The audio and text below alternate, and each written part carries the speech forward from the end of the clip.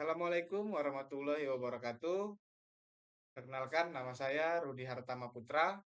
Saya merupakan peserta Latsar CPNS 2025 Kementerian Agama Kabupaten Tapanuli Tengah, gelombang ketiga, angkatan 10, kelompok 1, yang diselenggarakan oleh Balai Diklat Keagamaan Medan. Baiklah, di sini saya akan memaparkan hasil identifikasi isu aktual manajemen ASN di lingkungan kerja saya, yaitu di Man 2 Tapanuli Tengah. Yang pertama yang saya lakukan yaitu mengidentifikasi isu, di mana saya mengidentifikasi sebanyak 3 isu yang ada di tempat kerja saya. Yang pertama, rendahnya minat belajar matematika siswa kelas 11 di Man 2 Tapanuli Tengah. Yang kedua, kesenjangan hasil belajar matematika siswa kelas 11 di Man 2 Tapanuli Tengah. Yang ketiga, belum optimalnya pengelolaan kelas 12 di Man 2 Tapanuli Tengah. Selanjutnya, saya mendeskripsikan isu yang saya dapat berdasarkan fakta yang ada di tempat kerja saya. Isu pertama, rendahnya minat belajar matematika siswa kelas 11 di Man 2 Tapanuli Tengah. Dalam pembelajaran di kelas 11, terutama pada pelajaran matematika, tampak bahwa siswa kurang berminat dalam mengikuti pelajaran tersebut. Banyak dari siswa terlihat apatis saat pembelajaran matematika, disebabkan kurangnya minat mereka terhadap penyampaian pembelajaran yang terkesan monoton dan membosankan bagi mereka.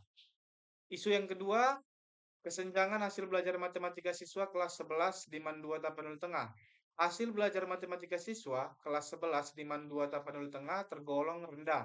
Namun ada beberapa siswa yang tergolong memiliki hasil belajar yang tinggi. Kesenjangan hasil belajar tersebut Kesenjangan hasil belajar antara siswa yang memiliki nilai rendah dan nilai tinggi sangat jauh dari segi perbandingan kuantitas. Hal ini biasanya disebabkan oleh kurang adanya unsur kolaboratif dalam kegiatan belajar mengajar. Selanjutnya, isu yang ketiga. Berdasarkan pengalaman saya secara langsung sebagai seorang CPNS dari unit kerja Man 2 Tapanuli Tengah, saya melihat bahwa belum optimalnya pengelolaan kelas terutama pada kelas 12. Pada saat kegiatan belajar mengajar, banyak siswa yang keluar dari kelas dan singgah ke kantin. Kemudian banyak siswa yang sengaja terlambat masuk ke dalam kelas saat bel istirahat masuk sudah berbunyi. Selanjutnya, dampak dan para pihak yang terkena. Jika isu ini tidak segera ditangani, maka akan berdampak pada yang pertama, siswa akan merasa tidak peduli dengan pelajaran matematika dan menurunnya nilai akademik siswa pada mata pelajaran matematika.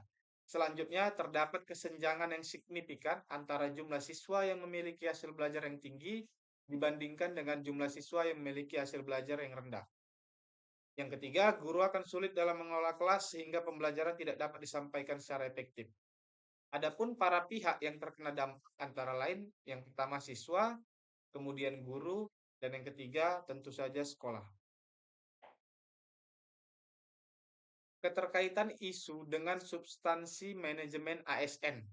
Dalam konsep manajemen ASN, pengelolaan hubungan kerja sangat penting dilakukan. Mengelola hubungan kerja yang baik antara ASN, pimpinan, dan stakeholder lainnya untuk mencapai tujuan dan sasaran yang baik. Pada isu yang saya angkat ini akan difokuskan pada hubungan antara ASN sebagai guru dengan siswa sebagai stakeholder dalam mencapai tujuan yang efektif. Kemudian saya memilih core issue dari 3 isu yang saya identifikasi menggunakan teknik analisis isu USG.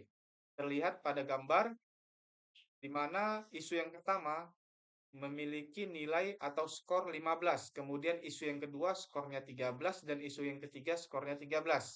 Maka yang saya pilih menjadi core issue adalah isu yang pertama yaitu rendahnya minat belajar matematika siswa kelas 11 di Man 2 Tapanuli Tengah.